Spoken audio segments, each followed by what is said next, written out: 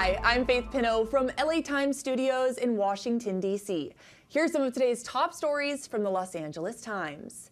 Malibu is cracking down on homeless encampments, declaring a local state of emergency over fears that campfires could spark another devastating blaze. Andrew Corey reports that last month, the city council voted to let sheriff's deputies remove or even arrest people camping illegally, saying those who cook outside with open flames pose a serious wildfire risk.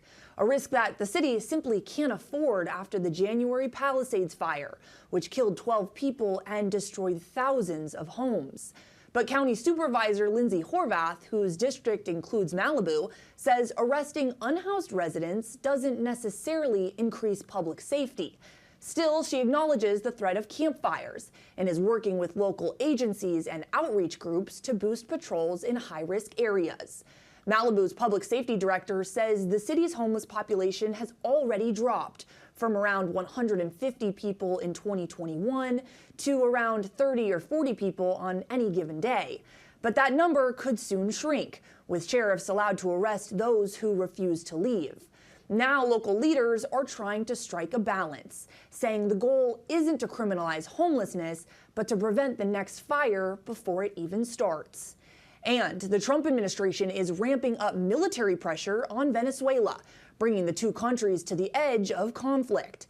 According to LA Times reporters, Trump said Wednesday that he's authorized the CIA to conduct covert action in the South American country, joining thousands of troops in the Caribbean to stop drug traffickers and cartel members, who Trump says pose a grave risk to the U.S.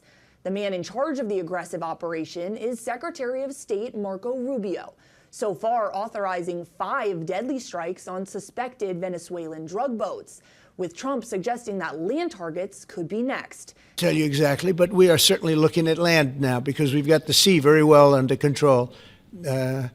We've had a couple of days where there isn't a boat to be found.